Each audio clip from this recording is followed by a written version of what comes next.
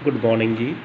मैं Narendra Kumar lecturer government senior secondary school अज आप जी दे नाल समष्टि अर्थशास्त्र ਜਾਂ मैक्रो इकोनॉमिक्स ਦੇ पाठ आमदन ਅਤੇ उत्पाद ਦਾ ਚੱਕਰੀ ਪ੍ਰਵਾਹ circular flow of income and product ਬਾਰੇ ਚਰਚਾ ਕਰਾਂਗਾ।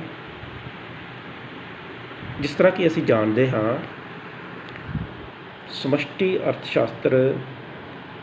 ਇੱਕ ਉਹ ਅਰਥ ਸ਼ਾਸਤਰ ਹੈ ਜਿਹੜਾ ਕਿ ਸਮੂਹਿਕ ਅਰਥ ਵਿਵਸਥਾ ਦੇ ਅਲੱਗ-ਅਲੱਗ ਚਰਾਂ ਜਿਵੇਂ ਬੇਰੁਜ਼ਗਾਰੀ, ਉਤਪਾਦਨ, ਉਪਭੋਗ, ਨਿਵੇਸ਼ ਇਤਿਆਦਿ ਬਾਰੇ ਅਧਿਐਨ ਕਰਦਾ ਹੈ।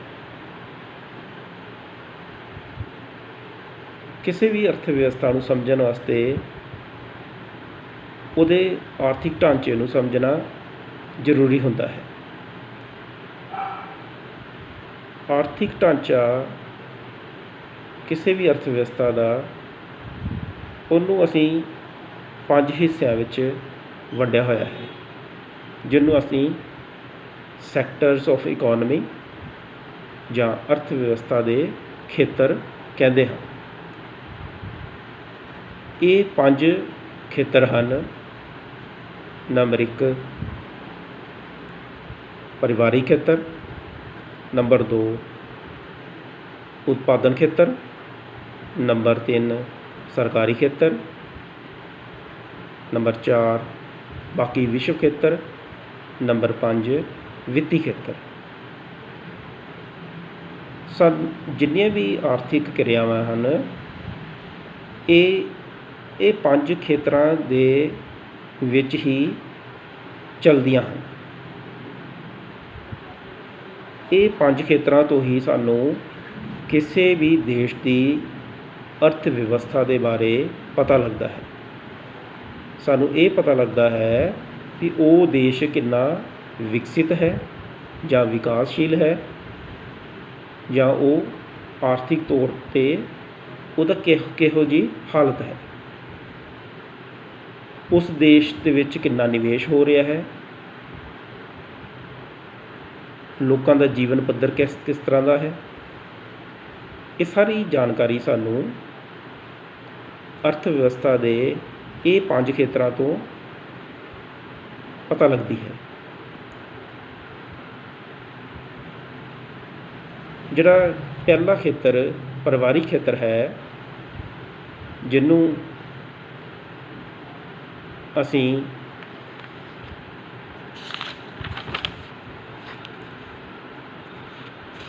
ਘਰੇਲੂ ਖੇਤਰ ਵੀ ਕਹਿੰਦੇ ਹਨ ਅਤੇ ਹਾਊਸ ਹੋਲਡ ਖੇਤਰ ਵੀ ਕਹਿੰਦੇ ਹਨ। ਇਹ ਉਹ ਖੇਤਰ ਹੈ ਜਿਸ ਵਿੱਚ ਉਤਪਾਦਨ ਦੇ ਸਾਧਨ ਪਾਏ ਜਾਂਦੇ ਹਨ। ਬੜੇ ਹੀ ਸਿੰਪਲ ਜਿਹੇ ਸ਼ਬਦਾਂ ਵਿੱਚ ਜਿਹੜੇ ਲੋਕ ਕੰਮ ਕਰਨ ਵਾਸਤੇ ਜਾਂ ਪੈਸਾ ਕਮਾਉਣ ਵਾਸਤੇ ਜਾਂਦੇ ਹਨ ਬਾਹਰ, ਉਹ ਕਿਹੜੇ ਖੇਤਰ ਵਿੱਚ ਰਹਿੰਦੇ ਹਨ ਜਾਂ ਉਹ ਕਿਹੜੇ ਖੇਤਰ ਨਾਲ ਸੰਬੰਧ ਰੱਖਦੇ ਹਨ, ਉਸ ਨੂੰ ਅਸੀਂ ਘਰੇਲੂ ਖੇਤਰ ਜਾਂ ਪਰਿਵਾਰ ਖੇਤਰ ਕਹਿੰਦੇ ਹਾਂ। ਜਾਂ ਅਸੀਂ ਕਹਿ ਸਕਦੇ ਹਾਂ ਵੀ ਪਰਿਵਾਰ ਖੇਤਰ ਉਹ ਖੇਤਰ ਹੈ ਜਿੱਥੇ ਉਤਪਾਦਨ ਦੇ ਸਾਧਨ ਜਿਵੇਂ ਲੈਂਡ, ਲੇਬਰ, ਕੈਪੀਟਲ ਅਤੇ ਐਂਟਰਪ੍ਰੇਨਿਓਰ ਪਾਏ ਜਾਂਦੇ ਹਨ। ਇਹ ਉਹ ਖੇਤਰ ਹੈ ਜਿੱਥੇ ਉਤਪਾਦਨ ਦੇ ਸਾਧਨ ਆਪਣੀਆਂ ਸੇਵਾਵਾਂ ਦਿੰਦੇ ਹਨ। ਦੂਸਰਾ ਖੇਤਰ ਜੋ ਹੈ ਉਹ ਹੈ ਉਤਪਾਦਨ ਖੇਤਰ। ਉਤਪਾਦਨ ਖੇਤਰ ਨੂੰ ਬੜੇ ਅਸੀਂ ਸਧਾਰਨ ਜਾਂ ਆਮ ਭਾਸ਼ਾ 'ਚ ਕਹਿ ਸਕਦੇ ਹਾਂ, ਜਿਵੇਂ ਕੋਈ ਫੈਕਟਰੀ ਹੈ, ਜਿਵੇਂ ਕੋਈ ਦੁਕਾਨ ਹੈ, ਕੋਈ ਹੌਸਪੀਟਲ ਹੈ। ਇਹ ਉਹ ਖੇਤਰ ਹੈ ਜਿੱਥੇ ਵਸਤੂਆਂ ਅਤੇ ਸੇਵਾਵਾਂ ਦਾ ਉਤਪਾਦਨ ਕੀਤਾ ਜਾਂਦਾ ਹੈ। ਇਹ ਉਹ ਖੇਤਰ ਹੈ ਜਿੱਥੇ ਉਤਪਾਦਨ ਦੇ ਸਾਧਨ ਇੱਥੇ ਆ ਕੇ ਉਤਪਾਦਨ ਖੇਤਰ ਵਿੱਚ ਆਪਣੀਆਂ ਸੇਵਾਵਾਂ ਦਿੰਦੇ ਹਨ। ਜਿਵੇਂ ਮਜ਼ਦੂਰ ਹੈ, ਉਹ ਇੱਕ ਫੈਕਟਰੀ ਵਿੱਚ ਆਉਂਦਾ ਹੈ। ਇਹ ਜਿਹੜੀ ਫੈਕਟਰੀ ਹੈ ਜਿੱਥੇ ਉਤਪਾਦਨ ਦੇ ਸਾਧਨ ਆਪਣੀ ਸੇਵਾ ਦਿੰਦੇ ਹਨ ਅਤੇ ਵਸਤੂਆਂ ਦਾ ਨਿਰਮਾਣ ਹੁੰਦਾ ਹੈ। ਉਦਾਹਰਨ ਦੇ ਤੌਰ 'ਤੇ ਇੱਟਾਂ ਦਾ ਭੱਠਾ ਹੈ, ਮਜ਼ਦੂਰ ਕੰਮ ਕਰਦੇ ਹਨ ਅਤੇ ਇੱਟਾਂ ਦਾ ਨਿਰਮਾਣ ਕੀਤਾ ਜਾਂਦਾ ਹੈ। ਅਤੇ ਇਸ ਤਰੀਕੇ ਨਾਲ ਅਸੀਂ ਕਹਿ ਸਕਦੇ ਹਾਂ ਉਤਪਾਦਨ ਖੇਤਰ ਉਹ ਖੇਤਰ ਹੈ ਜਿੱਥੇ ਉਤਪਾਦਨ ਦੇ ਸਾਧਨ ਆਉਂਦੇ ਹਨ ਅਤੇ ਸੇਵਾਵਾਂ ਦਿੰਦੇ ਹਨ, ਔਰ ਇਹ ਸੇਵਾਵਾਂ ਦੇ ਬਦਲੇ ਉੱਥੇ ਅਲੱਗ-ਅਲੱਗ ਪ੍ਰਕਾਰ ਦੀਆਂ ਵਸਤੂਆਂ ਅਤੇ ਸੇਵਾਵਾਂ ਦਾ ਉਤਪਾਦਨ ਹੁੰਦਾ ਹੈ। ਇੱਕ ਹੌਸਪੀਟਲ ਹੈ ਜਾਂ ਇੱਕ ਸਕੂਲ ਹੈ ਜਿੱਥੇ ਡਾਕਟਰ ਅਤੇ ਸਕੂਲ ਵਿੱਚ ਟੀਚਰ ਕੰਮ ਕਰਦੇ ਹਨ। ਇਹ ਡਾਕਟਰ ਅਤੇ ਟੀਚਰ ਉਹ ਵੀ ਉਤਪਾਦਨ ਦੇ ਸਾਧਨ ਹਨ। ਜਦੋਂ ਉਹ ਹੌਸਪੀਟਲ 'ਚ ਜਾਂ ਇੱਕ ਟੀਚਰ ਸਕੂਲ ਵਿੱਚ ਆਉਂਦੇ ਹਨ, ਉਹ ਉਹਨਾਂ ਲਈ ਉਤਪਾਦਨ ਖੇਤਰ ਹਨ ਅਤੇ ਉਹ ਉੱਥੇ ਆ ਕੇ ਸੇਵਾ ਦਾ ਉਤਪਾਦਨ ਕਰਦੇ ਹਨ। ਅਤੇ ਇਸ ਤਰੀਕੇ ਨਾਲ ਜਿਹੜਾ ਉਤਪਾਦਨ ਖੇਤਰ ਹੈ ਉੱਥੇ ਦੋ ਚੀਜ਼ਾਂ ਦਾ ਉਤਪਾਦਨ ਹੁੰਦਾ ਹੈ, ਵਸਤੂਆਂ ਦਾ ਅਤੇ ਸੇਵਾਵਾਂ ਦਾ ਉਤਪਾਦਨ ਹੁੰਦਾ ਹੈ। ਤੀਸਰਾ ਜਿਹੜਾ ਖੇਤਰ ਹੈ ਉਹ ਹੈ ਸਰਕਾਰੀ ਖੇਤਰ। ਆਮ ਤੌਰ 'ਤੇ ਅਸੀਂ ਸਰਕਾਰ ਨੂੰ ਸਮਝਦੇ ਹਾਂ ਕਿ ਉਹ ਕਾਨੂੰਨ ਨੂੰ ਲਾਗੂ ਕਰਨ ਵਾਲੀ ਇੱਕ ਸੰਸਥਾ ਹੈ, ਪਰੰਤੂ ਅਰਥ ਸ਼ਾਸਤਰ ਵਿੱਚ ਸਰਕਾਰ ਇੱਕ ਐਸੀ ਸੰਸਥਾ ਹੈ ਜੋ ਟੈਕਸ ਲਗਾਉਂਦੀ ਹੈ ਜਾਂ ਟੈਕਸ ਵਸੂਲ ਕਰਦੀ ਹੈ। ਅਤੇ ਜਿਹੜਾ ਟੈਕਸ ਹੈ ਉਹ ਸਰਕਾਰ ਦੀ ਆਮਦਨ ਦਾ ਇੱਕ ਮਹੱਤਵਪੂਰਨ ਸਾਧਨ ਹੈ। ਦੂਸਰੇ ਪਾਸੇ ਉਹ ਲੋਕਾਂ ਨੂੰ ਆਰਥਿਕ ਸਹਾਇਤਾ ਵੀ ਦਿੰਦੀ ਹੈ, ਜਿਹਨੂੰ ਸਬਸਿਡੀ ਬੋਲਦੇ ਹੈ। ਅਤੇ ਇਸ ਤਰੀਕੇ ਨਾਲ ਉਹ ਲੋਕਾਂ ਕੋਲੋਂ ਟੈਕਸ ਦੇ ਰੂਪ ਵਿੱਚ ਆਮਦਨ ਪ੍ਰਾਪਤ ਕਰਦੀ ਹੈ ਅਤੇ ਸਬਸਿਡੀ ਦੇ ਰੂਪ ਵਿੱਚ ਉਹ ਪੈਸੇ ਨਾਲ ਸਹਾਇਤਾ ਵੀ ਕਰਦੀ ਹੈ। ਅਤੇ ਇਸ ਤਰੀਕੇ ਨਾਲ ਪੈਸਾ ਜਿਹੜਾ ਹੈਗਾ ਉਹ ਸਰਕਾਰ ਕੋਲ ਆਉਂਦਾ ਵੀ ਹੈ ਅਤੇ ਸਰਕਾਰ ਦੀ ਤਰਫ ਤੋਂ ਉਹ ਵੱਖ-ਵੱਖ ਖੇਤਰਾਂ ਵੱਲ ਚਲਾ ਵੀ ਜਾਂਦਾ ਹੈ। ਜਿਸ ਤਰ੍ਹਾਂ ਸਰਕਾਰ ਉਹ ਪਰਿਵਾਰਿਕ ਖੇਤਰ ਵਿੱਚ ਸਾਧਨ ਆਮਦਨ ਦੇ ਉੱਤੇ ਟੈਕਸ ਲਗਾਉਂਦੀ ਹੈ, ਜਿਸ ਤਰ੍ਹਾਂ ਇਨਕਮ ਟੈਕਸ ਹੈ ਜਾਂ ਹੋਰ ਵੀ ਅਲੱਗ-ਅਲੱਗ GST ਹੈ, ਉਹ ਟੈਕਸ ਇਕੱਠਾ ਕਰਦੀ ਹੈ। ਅਤੇ ਇਹਦੇ ਨਾਲ ਹੀ ਉਹ ਪਰਿਵਾਰਿਕ ਖੇਤਰ ਦੀ ਮਦਦ ਵੀ ਕਰਦੀ ਹੈ, ਆਰਥਿਕ ਸਹਾਇਤਾ ਦੇ ਕੇ ਉਹਨਾਂ ਨੂੰ ਸਬਸਿਡੀ ਦਿੰਦੀ ਹੈ। ਅਤੇ ਇਸ ਤਰੀਕੇ ਨਾਲ ਸਰਕਾਰ ਪਰਿਵਾਰਿਕ ਖੇਤਰ ਤੋਂ ਪੈਸਾ ਲੈਂਦੀ ਹੈ ਅਤੇ ਉਹਨਾਂ ਦੀ ਆਰਥਿਕ ਮਦਦ ਵੀ ਕਰਦੀ ਹੈ। ਉਸੇ ਤਰੀਕੇ ਨਾਲ ਕੀ ਹੈ, ਜਿਹੜੀ ਸਰਕਾਰ ਹੈ ਉਹ ਉਤਪਾਦਨ ਖੇਤਰ ਤੋਂ ਵੀ ਟੈਕਸ ਇਕੱਠਾ ਕਰਦੀ ਹੈ। ਜਿਵੇਂ ਕਾਰਪੋਰੇਸ਼ਨ ਟੈਕਸ ਹੈ ਜਿਹੜਾ ਕੰਪਨੀਆਂ ਦੇ ਪ੍ਰੋਫਿਟ 'ਤੇ ਲਗਾਇਆ ਜਾਂਦਾ ਹੈ, ਅਤੇ ਇਸ GST ਹੈ ਉਹ ਵੀ ਲਗਾਇਆ ਜਾਂਦਾ ਹੈ। ਇਸ ਤਰੀਕੇ ਨਾਲ ਉਹ ਜਿਹੜਾ ਉਤਪਾਦਨ ਖੇਤਰ ਹੈ ਜਾਂ ਫੈਕਟਰੀਆਂ ਉਹਨਾਂ ਨੂੰ ਸਬਸਿਡੀ ਦੇ ਕੇ ਆਰਥਿਕ ਸਹਾਇਤਾ ਕਰਦੀ ਹੈ। ਅਤੇ ਇਹ ਸਰਕਾਰ ਸਾਡਾ ਕਿਸੇ ਵੀ ਅਰਥ ਵਿਵਸਥਾ ਦਾ ਤੀਸਰਾ ਖੇਤਰ ਹੈ, ਸਰਕਾਰੀ ਖੇਤਰ ਹੈ। ਜਿਹੜਾ ਚੌਥਾ ਖੇਤਰ ਹੈ ਉਹ ਖੇਤਰ ਹੈ ਬਾਕੀ ਵਿਸ਼ਵ ਖੇਤਰ। ਬਾਕੀ ਵਿਸ਼ਵ ਖੇਤਰ ਮਤਲਬ ਇੱਕ ਦੇਸ਼ ਤੋਂ ਇਲਾਵਾ ਹੋਰ ਜਿਹੜੇ ਬਾਕੀ ਦੇਸ਼ ਹਨ ਜਿਨ੍ਹਾਂ ਨਾਲ ਇੱਕ ਦੇਸ਼ ਆਰਥਿਕ ਲੈਣ ਦੇਣ ਕਰਦਾ ਹੈ। ਕਹਿਣ ਦਾ ਭਾਵ ਹੈ ਐਕਸਪੋਰਟ ਜਾਂ ਇੰਪੋਰਟ ਕਰਦਾ ਹੈ। ਜਿਹੜਾ ਪੰਜਵਾਂ ਖੇਤਰ ਹੈ ਉਹ ਵਿੱਤੀ ਖੇਤਰ ਹੈ। ਵਿੱਤੀ ਖੇਤਰ ਇੱਕ ਵਿੱਤੀ ਸੰਸਥਾ ਹੈ, ਜਿਵੇਂ ਇੱਕ ਬੈਂਕ। ਇਹ ਉਹ ਖੇਤਰ ਹੈ ਜਿਸ ਵਿੱਚ ਪੈਸੇ ਜਮ੍ਹਾਂ ਕਰਵਾਏ ਜਾਂਦੇ ਹਨ ਅਤੇ ਪੈਸੇ ਕਢਵਾਏ ਜਾਂਦੇ ਹਨ। ਅਤੇ ਚਲੋ ਇਹ ਜਿਹੜੇ 5 ਖੇਤਰ ਹਨ, ਇਹ ਕਿਸੇ ਵੀ ਦੇਸ਼ ਦੀ ਅਰਥ ਵਿਵਸਥਾ ਨੂੰ ਸਮਝਣ ਵਾਸਤੇ ਇਹਨਾਂ ਦੀ ਸਮਝ ਹੋਣੀ ਬਹੁਤ ਜ਼ਰੂਰੀ ਹੈ।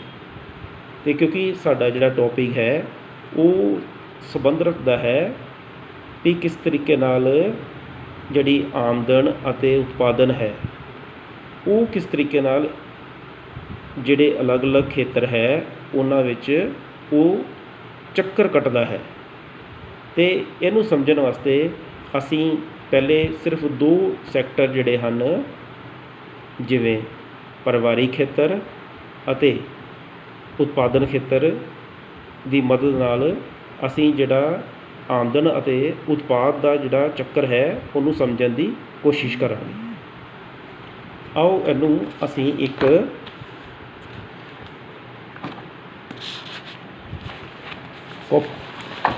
ਪੇਜ ਦੀ ਸਹਾਇਤਾ ਨਾਲ ਸਮਝਣ ਦੀ ਕੋਸ਼ਿਸ਼ ਕਰੀਏ।